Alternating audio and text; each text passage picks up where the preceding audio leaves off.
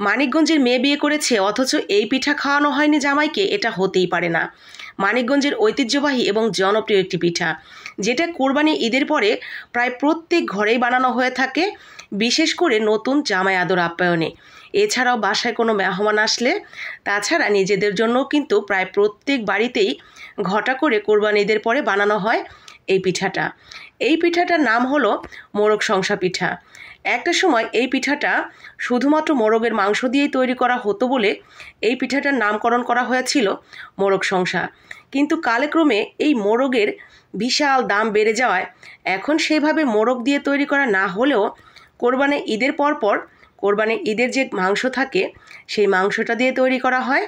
এছাড়াও যদি খেতে ইচ্ছে করে তাহলে তো ব্রয়লার আছেই।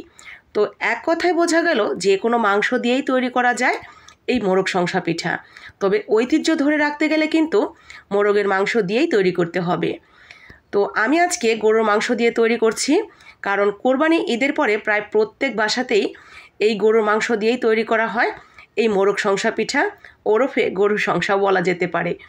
তো আমরা কিন্তু প্রথমে মাংসটাকে লবণ এবং হলুদ দিয়ে সিদ্ধ করে ভালো করে ছেঁচে হাত দিয়ে ছুটিয়ে ছুটিয়ে ঠিক ওরকম ঝুরঝুরা করে নিয়েছি। তবে আমার মাকে এবং আমাদের আশেপাশে প্রায় মা চাচিদেরকেই দেখতাম কোরবানি ঈদের পরে এই পিঠা তৈরি করলে কোরবানি ঈদের মাংস জাল করতে করতে যখন অনেকটা খসে যেত, একেবারে ঝুরঝুরা হয়ে যেত, তখন তৈরি করা হতো এই মোরগ সংসা পিঠা। সেটা খেতে ভীষণ ভালো লাগতো।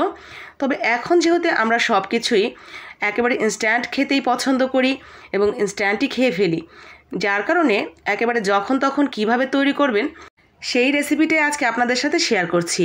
যারা গরুর মাংস খান না বা খেতে একদমই পছন্দ করেন না, তারা কিন্তু একেবারে ঐতিহ্য ধরে রাখার মতো করে মোরগের মাংস অথবা ব্রয়লার মুরগির মাংস দিয়েও তৈরি করে নিতে পারেন সেমভাবে।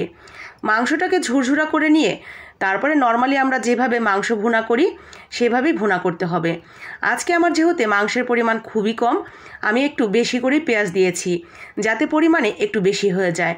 আর ভুনা করার জন্য যা যা মশলাপাতি দিতে হয় সব কিছুই দিয়েছি।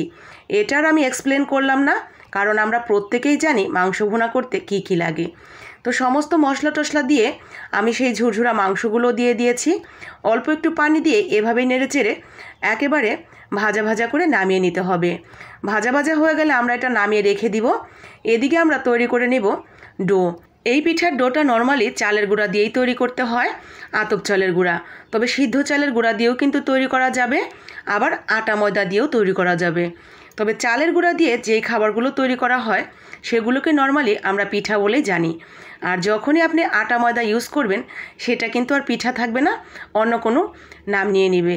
এই যেমন এই পিঠাটা যদি চালের গুঁড়া দিয়ে তৈরি করেন সেটা হয়ে যাবে আমাদের মানিকগঞ্জের খুবই জনপ্রিয় ঐতিহ্যবাহী পিঠা মোরগ সংসা পিঠা। আর ঠিক একইভাবে যদি শুধুমাত্র আপনি আটা বা ময়দা দিয়ে তৈরি করেন তাহলে হয়ে যাবে চিকেন সমোসা অথবা বিফ সমোসা। যেটা দিয়ে তৈরি করবেন সেটাই হয়ে যাবে। দেখেন, শুধুমাত্র একটু ভিন্নতার কারণে নামেরও কিন্তু পার্থক্য রয়েছে। তো যাই হোক, নামে কি বা আসে যায়, পিঠাটা কিন্তু বেশ মজার লোভনীয় একটা পিঠা। আমরা সেই ছোটোবেলা থেকেই দেখে আসছি এটা আমাদের মানিকগঞ্জের প্রায় প্রত্যেক বাসাতেই কোনো মেহমান, অতিথি অথবা জামাই আপ্যায়নে এটা বানানো হয়ে থাকে। আর এই কুরবানির ঈদ আসলে যেহেতু প্রত্যেক ঘরেই একটু অহরহ মাংস থাকে, যার কারণে এই সময়টাতে এই মোরগ সংসা পিঠা খেতে আমরা সবাই খুব পছন্দ করি। যদিও মোরগের মাংস দিয়ে বানানো হয় না, কিন্তু এটাকে কিন্তু মোরগ সংসা পিঠাই বলা হয়ে থাকে। তো এই পিঠার ভাজটাও কিন্তু খুবই সহজ। প্রথমে এই রুটিটা বেলে নিতে হবে অনেকটা পাতলা করে, মাঝখান থেকে কেটে দুই ভাগ করে নিয়ে তারপরে ঠিক এইভাবে একটা পকেটের মতো তৈরি করে অর্ধেক পকেট পর্যন্ত পুরটা দিয়ে বাকিটা সিল করে দিব। ব্যাস হয়ে গেল, একটা রুটি থেকে দুইটা পিঠা হয়ে যাবে। ভাজটা খুবই সহজ। একটার উপরে আর একটা দিয়ে ঠিক এরকম পকেটের মতো হয়ে গেলে মাঝখানে পুরটা দিয়ে ঠিক এরকমভাবে সিল করে দিব। ব্যাস শেষ। এগুলো কিন্তু সংরক্ষণ করেও রাখতে পারবেন। ঠিক এখন যেভাবে আছে এভাবে এয়ারটাইট বক্সে ভরে রেখে দিলেই হবে। ভাজার আগে নামিয়ে শুধু ভেজে নেবেন, রেডি হয়ে যাবে মানিকগঞ্জের জনপ্রিয় ঐতিহ্যবাহী মোরগ সংসা পিঠা। এখন শুধু তেলে দিয়ে ভেজে নেওয়ার পালা। ভাজার জন্য কিন্তু অল্প আছে সময় নিয়ে একদম মচমচে করে লাল লাল করে ভেজে নিতে হবে। তবেই এগুলো সুপার ক্রিস্পি হবে, যেটা খেতে ভীষণ ভালো লাগবে।